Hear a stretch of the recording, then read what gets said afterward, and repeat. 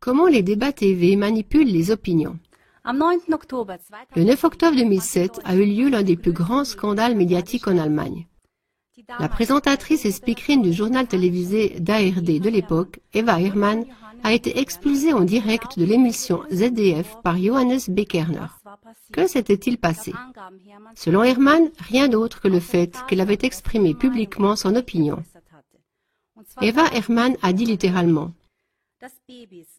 l'idéal pour les bébés, c'est qu'ils soient auprès de leur maman et non pas, comme le dicte le dogme politique, séparés très tôt et gardés dans des crèches par de quelconques personnes étrangères. Cet incident est devenu l'un des symboles les plus importants de la liberté d'expression mourante en Allemagne. Après ce cas, beaucoup de gens se sont demandé ce qui est délibérément planifié à l'avance dans les débats télévisés allemands et ce qui arrive encore par hasard. Eva Hermann en parle dans l'article suivant. Elle permet aux spectateurs de jeter un regard dans les coulisses de la télévision et elle fournit des réponses convaincantes à des questions controversées sur les chauffeurs de salle, c'est-à-dire des personnes qui applaudissent et que le public imite, rémunérés ou non, sur les manipulations dans les coulisses, sur les centres de formation politique pour les présentateurs ou sur les plans secrets concernant des débats télévisés.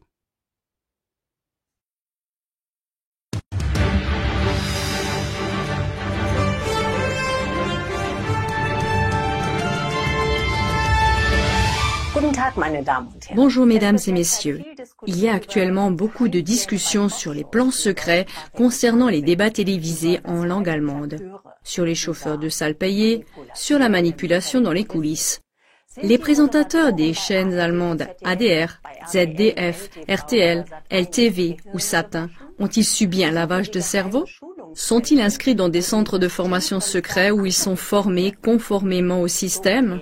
Ces choses ou d'autres choses semblables sont discutées sans cesse sur toutes sortes de blogs et de canaux. Le public du studio a-t-il aussi été spécialement préparé, irradié d'une certaine manière? Ou pourquoi les gens applaudissent-ils dans les moments les plus improbables? Quelle est la part de vérité dans de telles spéculations? Donc, pour commencer, de manière générale, croyez-vous vraiment qu'à l'époque des fake news et de la terreur psychologique, à l'époque où la loi sur le contrôle des réseaux sociaux et d'autres interdictions de pensée sont décidées par les plus hautes instances gouvernementales, croyez-vous que les plus importantes institutions porteuses ou donneuses d'opinion, la moindre chose serait encore laissée au hasard? Je ne pense pas que ce soit le cas. Nous allons faire la lumière là-dessus. J'ai moi-même présenté une émission débat pendant 10 ans et j'ai également été impliqué dans le travail éditorial pendant 10 ans. Ainsi, les processus internes et les objectifs des programmes de la télévision publique ne me sont pas vraiment étrangers. J'ai eu en plus la possibilité de faire des expériences mémorables de l'autre côté, c'est-à-dire j'ai participé en de nombreuses occasions à des tables rondes et j'ai en outre parfois donné ma propre opinion qui était quelquefois politiquement incorrecte. Alors je peux probablement vous donner des indices. De manière générale, les innombrables émissions de télévision n'ont, dans la plupart des cas, oui vraiment dans la plupart des cas, qu'un seul objectif: audimat, audimat, audimat. Pour y parvenir, il faut d'abord, si possible, faire suffisamment de bruit. Il faut de temps en temps provoquer par hasard des scandales pendant l'émission en cours. Quiconque participe au débat en tant qu'invité le sait. La plupart d'entre eux en tiennent compte, surtout s'ils sont politiciens de profession. Mais parfois, il y a aussi des gens tout à fait normaux qui espèrent que leur déclaration lors d'une telle émission pourrait apporter un changement bénéfique à leur pays. Appelons-les les penseurs non conventionnels, les alternatifs. Il ne s'agit pas forcément d'un parti politique. En règle générale, ces personnes se caractérisent par le non-respect du politiquement correct ordonné et préconçu qui est inscrit dans le traité national sur la radiodiffusion et doit donc également être observé dans les débats. D'ailleurs, grâce à la légendaire émission de ZDF avec Johannes Kerner, il y a exactement 10 ans, j'en ai appris beaucoup plus. On n'arrête jamais d'apprendre. Alors, que se passe-t-il exactement dans une émission de télévision? Différentes personnes sont invitées et il y a généralement un, parfois plusieurs présentateurs. Aujourd'hui, dans la plupart des cas, il y a aussi dans le studio un public qui est souvent payé pour rester sur des chaises inconfortables. Pour cela, il y a des entreprises qui s'appellent agences de casting. Les critères de sélection du public dépendent du type et du contenu de l'émission. Bien sûr, ce ne sont pas les mêmes personnes dans les émissions de potins de l'après-midi que le soir chez Malbrit Illner ou Anne Will. Ces personnes sont souvent transportées en autobus. On les conduit au studio et on leur donne des instructions, à savoir comment applaudir et à quel moment. Mais j'y reviendrai dans un instant. Tant qu'il ne s'agit que d'escarmouches innocentes pour le divertissement, tout cela n'est pas bien grave. Néanmoins, là aussi, pour les présentateurs, il est recommandé d'être prudent pour sauver sa peau. Parce qu'il arrive même que des acteurs ou des chanteurs présentent leur propre opinion, même politique, et ne sont pas d'accord avec ce qui se passe dans le pays sous l'influence d'un parti ou autre. Dans ce cas, il est important de nettoyer rapidement les choses. De distraire avec une petite blague ou d'introduire sans retard dans la conversation d'autres participants peu méfiants avec des questions inoffensives. Et lorsqu'il s'agit d'émissions traitant principalement de sujets tels que la politique, les finances, l'économie, les affaires sociales et les affaires familiales, les choses se présentent tout à fait différemment. En période d'élection au Landtag ou même d'élection au Bundestag, ça devient vraiment sérieux.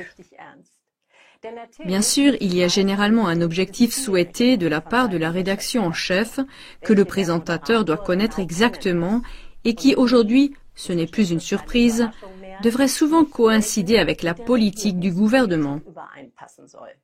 Par exemple, en ce qui concerne la politique dite des réfugiés, il va de soi qu'à la fin de l'émission, il ne faut pas que tous les invités soient d'accord sur le fait que des millions de migrants nuisent à notre culture occidentale et que nous ne pouvons plus vivre en sécurité comme avant, ou que l'Allemagne est en train d'être islamisée, ou quelque chose de ce genre. Cela ne serait évidemment pas conforme à la politique du gouvernement d'immigration inconditionnelle. À la fin de l'émission, tous les invités ne devraient pas dire à l'unisson, par exemple, que l'introduction de l'euro a été une erreur, que la chancelière Merkel doit partir. C'est exactement le contraire qui doit se passer. Il faut convenir qu'à part quelques petits problèmes, tout va bien dans le pays.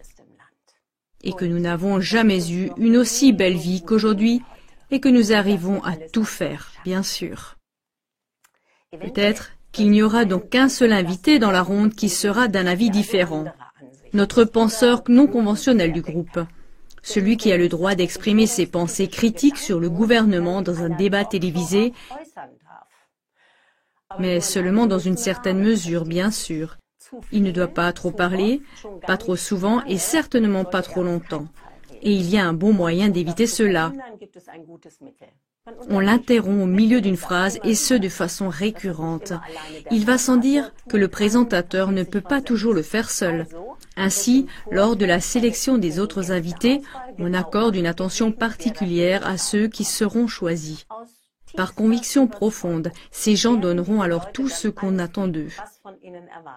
Ils se révèlent être des agents d'exécution reconnaissants. Après tout, ils veulent être invités de nouveau pour d'autres débats télévisés. Pas besoin de faire un arrangement avec eux, ils font d'eux-mêmes ce qu'on attend d'eux. Quiconque travaille de manière fiable sera toujours là. Leurs visages nous sont bien connus en Allemagne. Pendant la journée, souvent au Parlement, le soir, très souvent dans le studio. Maintenant, bien sûr, c'est également un fait que le présentateur ou la présentatrice est généralement informé à l'avance par les rédacteurs en chef lors des réunions dites éditoriales, et ce, à propos de ce qui doit sortir à la fin. Parfois, il s'agit aussi, collectivement, de faire plonger le penseur non conventionnel et de le descendre jusqu'à ce qu'il ne puisse plus respirer.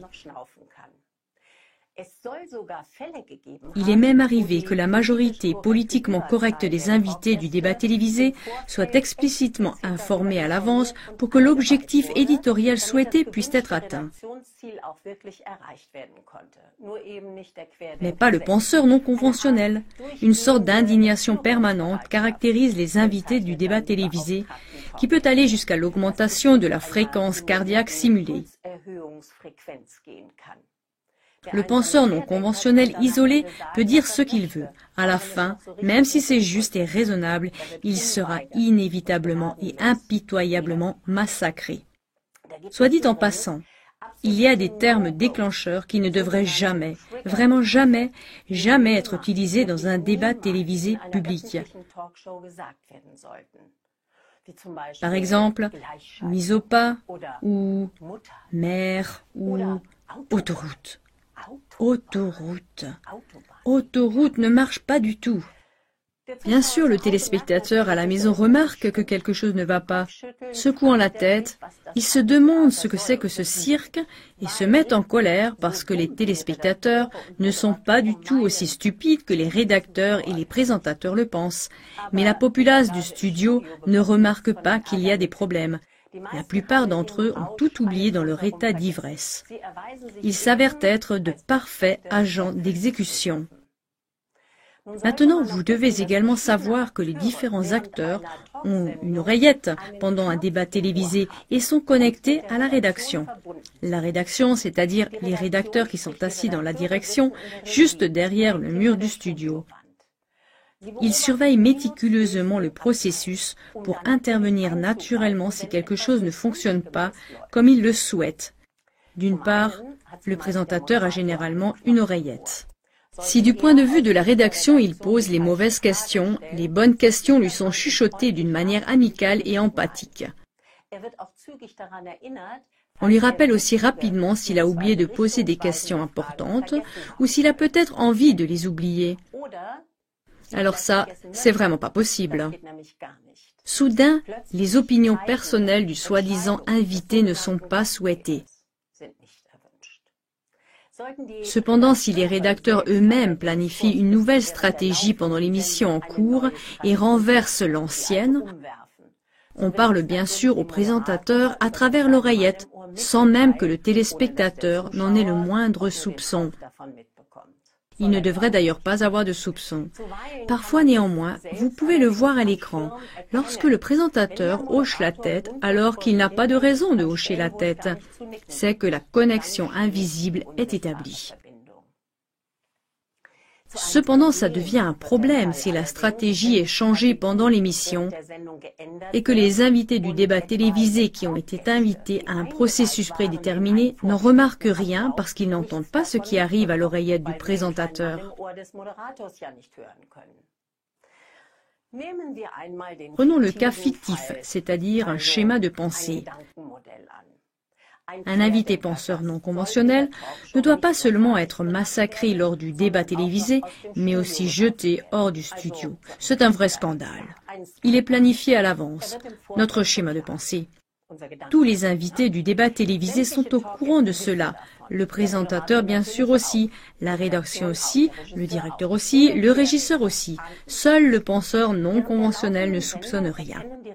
Pendant l'émission en direct, les rédacteurs en chef, derrière le mur, se rendent compte à un moment qu'il faut continuer à massacrer le penseur non conventionnel, mais sans le jeter dehors. Parce qu'on ne pourrait pas expliquer cela au spectateur qui n'est pas si stupide après tout, et parce que le penseur non conventionnel exprime en fait des points de vue assez sains. Cependant, les invités de l'émission insistent maintenant pour qu'il soit expulsé. Ils continuent à harceler le présentateur qui ne peut pas leur dire que la stratégie vient juste à nouveau d'être modifiée. Ils peuvent même dire des choses étranges au présentateur pendant l'émission, comme par exemple « Quand est-ce qu'on va faire ce qu'on avait décidé ?»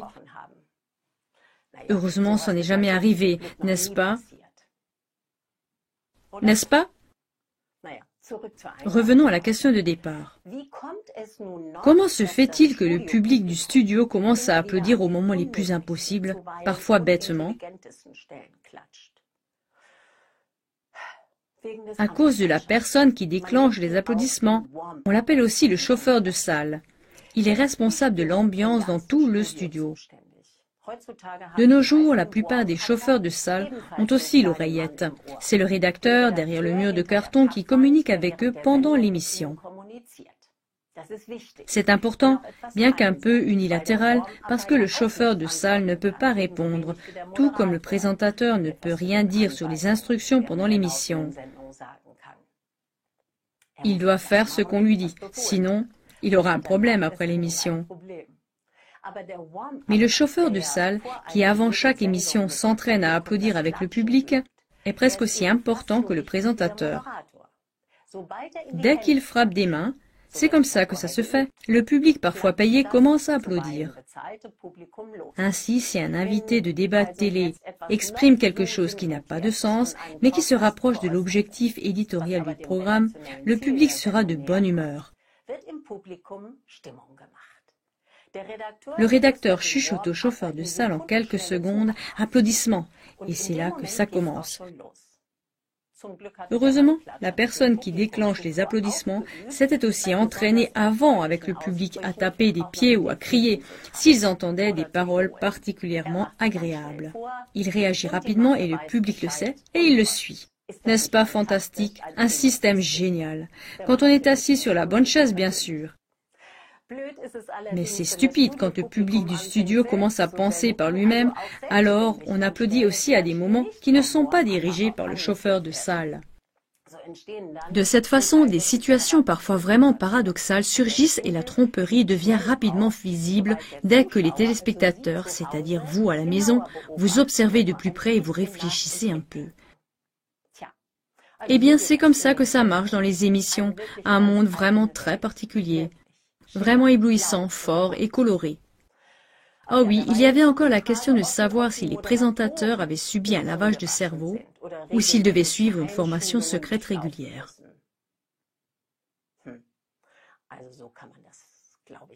Je ne pense pas qu'on puisse dire ça. Non, je ne voudrais pas du tout dire cela. En fait, c'est bien pire. Aucune chaîne qui emploie des présentateurs très bien payés n'a besoin d'un plan secret aujourd'hui, parce que ces gens fonctionnent de leur propre chef. Tout fonctionne automatiquement pour le système. Les esprits de la plupart des présentateurs, des journalistes, des correspondants ou autres sont aujourd'hui politiquement corrects, fortement développés de telle sorte qu'ils croient tout ce que le système leur donne et ce qu'ils disent d'eux-mêmes. Il s'agit par exemple des histoires du méchant russe, du dangereux Assad, de la politique géniale de Madame Merkel en matière de réfugiés, de George Bush sur les attentats du 11 septembre. Ils ont intériorisé tout cela de telle sorte qu'ils y croient fermement eux-mêmes. Honnêtement, ils pensent que tout est vrai et juste, et c'est bien sûr l'exigence de base pour ces emplois bien payés. Ces gens qui ont le micro dans leurs mains pour traîner dans la boue devant les caméras des gens qui ne pensent pas de la même façon, pour les massacrer devant le public, ils n'ont pas besoin d'un plan secret. Ils sont le plan secret. Si vous voulez utiliser ce vocabulaire, et très peu de gens le connaissent. Terriblement triste, en fait, n'est-ce pas? Constamment disposés à l'indignation, ces gens connaissent tous les déclencheurs qui doivent tomber dans une émission de télévision pour clouer au mur l'autre personne politiquement correcte. J'avais déjà mentionné quelques termes déclencheurs, mer ou autoroute ou histoire allemande. Histoire allemande, impossible, impossible. Les présentateurs, les journalistes s'y tiennent. Après tout, ils veulent s'asseoir devant l'auge et manger. Qui mordrait la main qui le nourrit? D'ailleurs, personne n'est obligé de faire ce qu'on attend de lui, parce que chaque employé de ce système a la liberté de prendre la porte de sortie à tout moment, quand il ne peut plus dormir la nuit, ou quand se regarder dans le miroir le matin devient un calvaire. Tous ces gens glamour et entraînés travaillent seuls, sans plan secret. J'ai personnellement eu affaire à un grand nombre d'entre eux, certains d'entre eux que je rencontre encore aujourd'hui par hasard. Presque tous présentent leur show politiquement correct avec une expression significative, tout à fait volontiers aussi en privé. On peut difficilement avoir avec eux des conversations critiques qui peuvent stimuler leur esprit de l'intérieur. Ils se ferment, ils construisent des murs. Ils se sont habitués à tout cela depuis longtemps, car c'est ça qui assure leur pain quotidien et celui de leur famille. Toute autre chose serait beaucoup trop dangereuse, surtout par les temps qui courent. Bien, amusez-vous bien au prochain débat télévisé. Voyons combien de temps ça va durer. Bonne journée.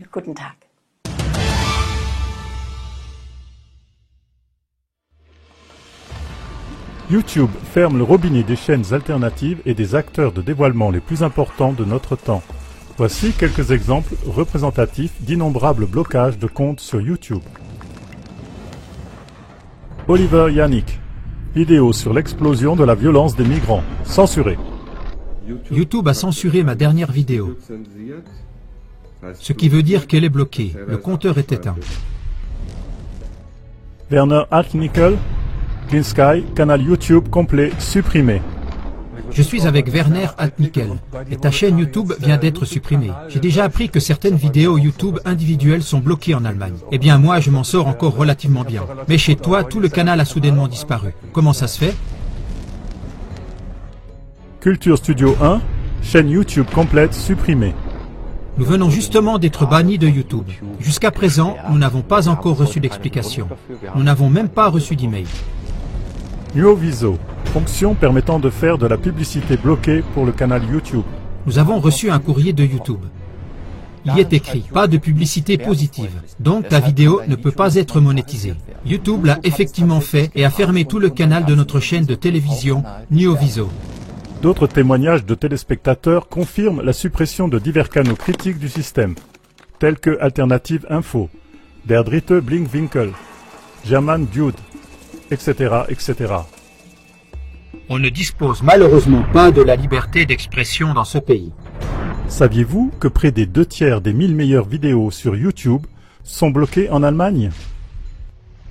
Saviez-vous que YouTube peut dissimuler au grand public des sujets critiques du système sans censurer directement la vidéo? Par exemple, par une mauvaise position délibérée sur la page YouTube, dans les résultats de recherche et les recommandations vidéo. Saviez-vous que selon vos propres déclarations, YouTube peut temporairement ralentir ou geler le nombre de vues en dessous de la vidéo et même ignorer complètement l'accès à des vidéos prétendues de basse qualité? Qu'est-ce que YouTube qualifie de vidéos de basse qualité?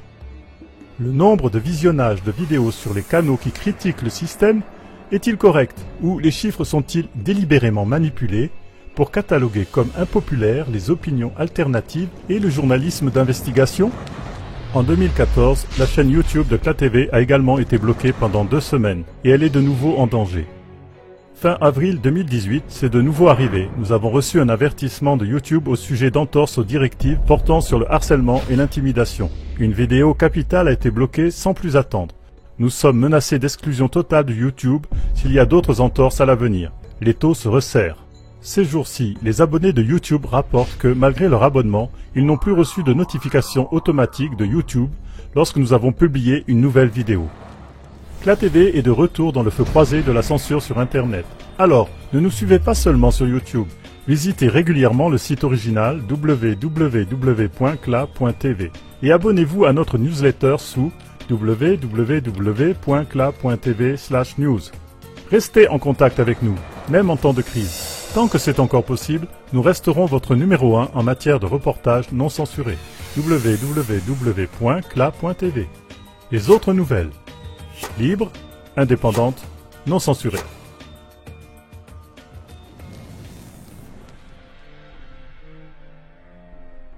Nul n'est plus désespérément esclave que celui qui croit faussement être libre.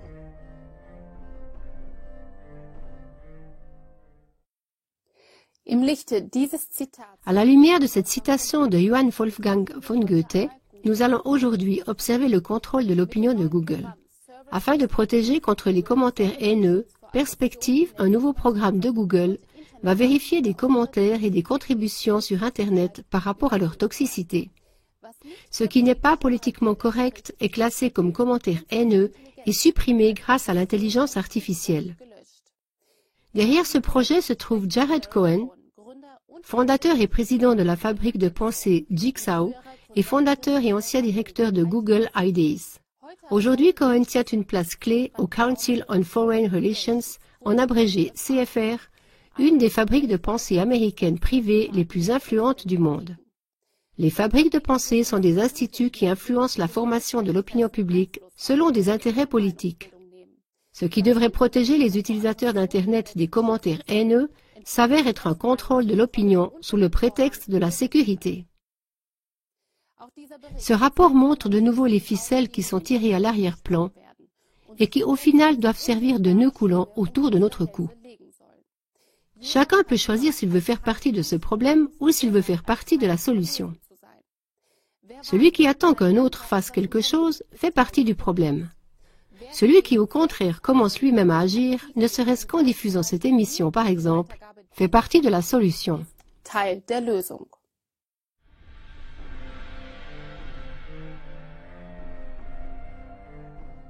La liberté d'opinion devient de plus en plus dangereuse. Le biologiste de l'évolution Ulrich Kutschera de l'université de Kassel s'est clairement prononcé contre le droit d'adoption pour les couples homosexuels lors d'une récente interview pour 4.net. Les réactions des politiciens comme Boris Rhein du CDU n'ont pas tardé et ils exigent ouvertement que l'employeur de Kutschera prenne des sanctions contre lui. En peu de temps, plusieurs stations de radio, comme le Südwestdeutsche Rundfunk, ont réagi l'une après l'autre en lançant la question « Peut-on encore accepter aujourd'hui dans une université moderne un professeur qui fait publiquement de telles déclarations ?» Ainsi, en filigrane, la perte d'emploi semble déjà acquise, mais ce qui est sûr, c'est que la réputation sociale est ruinée. Quiconque contredit le diktat du mainstream doit s'attendre à de graves conséquences personnelles.